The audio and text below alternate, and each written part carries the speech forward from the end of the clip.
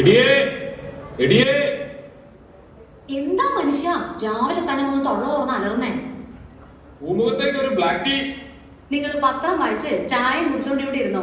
ഇന്ന് ഏതാ ദിവസം വല്ല ഓർമ്മയുണ്ടോ? എന്ത് ചോദ്യമായത്? നിന്റെ ബർത്ത്ഡേ ഒക്കെ ഞാൻ മറക്കുവോ? അത് ശരി, അപ്പൊ നിങ്ങൾക്ക് അതും അറിയില്ലേ? ഇന്നെന്താ ഇന്ന്? എന്റെ മനുഷ്യ, ഇന്ന് അച്ഛൻ വരുന്ന ദിവസാ. നല്ല പിരിവാണോ ഇനി? അതൊന്നുമല്ല, ഇന്ന് വീട് വെഞ്ചരിപ്പാ. ഓ, അച്ഛന് വേറെ പണിയൊന്നുമില്ലേ?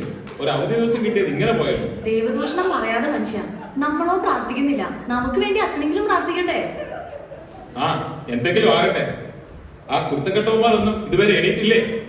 മിക്കവാറും വെഞ്ചരിപ്പും കഴിഞ്ഞ് അച്ഛൻ പോയാലും അവരെ എഴുന്നേക്കും തോന്നണില്ല. അതെങ്ങനെയാ? രാത്രി 2 മണി 3 മണി വരെ മൊബൈലും തോണ്ടിരിപ്പല്ലേ?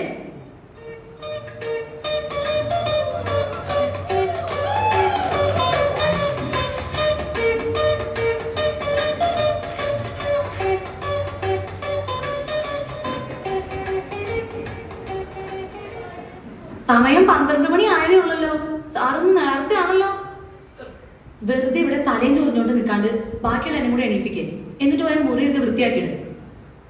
എടിയേ, നമ്മുടെ ബൈബിൾ എവിടെയാ? അത് ഉപയോഗിച്ചിട്ട് കുറെ തപ്പി എടുക്കണം.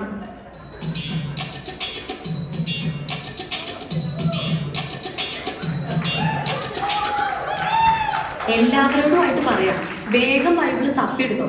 അച്ഛൻ വരുമ്പോ ഇവിടെ ബൈബിൾ ഇല്ലാന്ന് വന്നാ നാണക്കേടാ.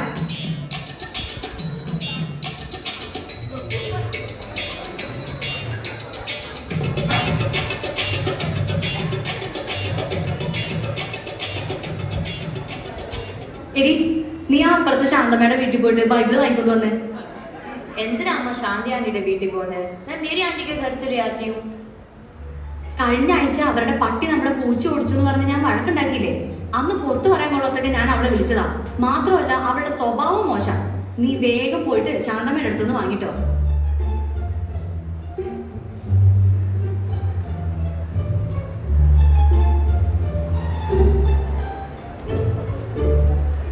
എവിടം വരെയായി കാര്യങ്ങളൊക്കെ? ആ, ആയി വരുന്നു. ആ, എന്നാ നടക്കട്ടെ. ആ, ആരോ കഥകിൽ മുട്ടുന്നു. അച്ഛൻ വന്നു എന്നാ തോന്നുന്നേ.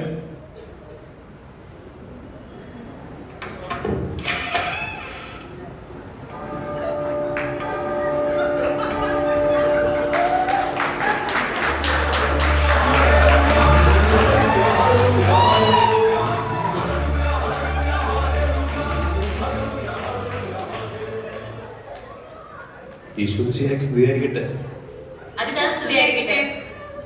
എന്നാ അച്ഛാ ഇരിക്കാം. ഒരാളെയും കൂടെ കാണാനുണ്ടല്ലോ. അമ്മച്ചി എന്തി? എടി അമ്മു, നീ പോയി വല്യമ്മയെ വിളിച്ചോണ്ട് വാ.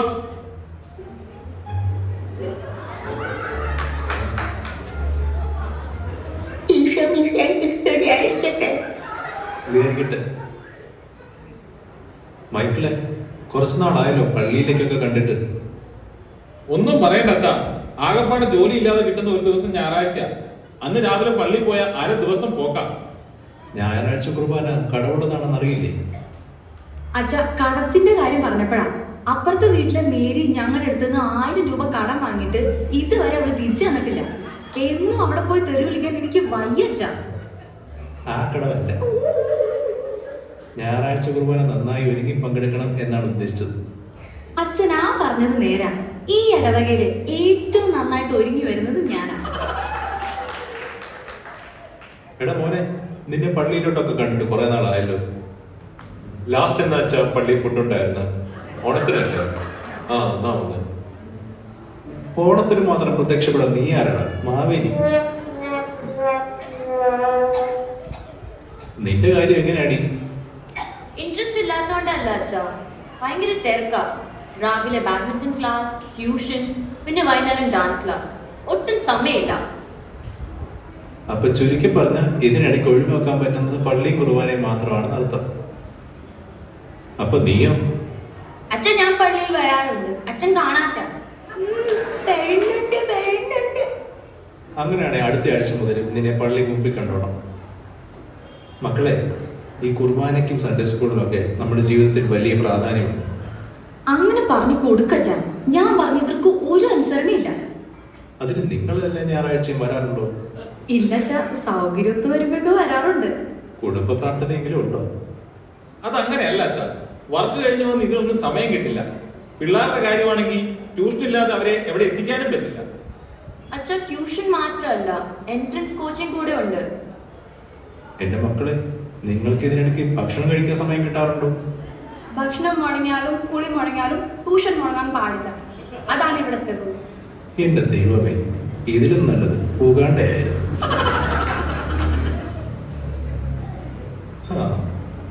എന്നാ നമുക്കിനി പ്രാർത്ഥിക്കാം. എടാ മോനെ, നീ ആ ബൈബിൾ എടുത്ത് എഫേസോസ് 5:22 മുതലൊന്ന് വായിച്ചേ. ബൈബിളും പറ.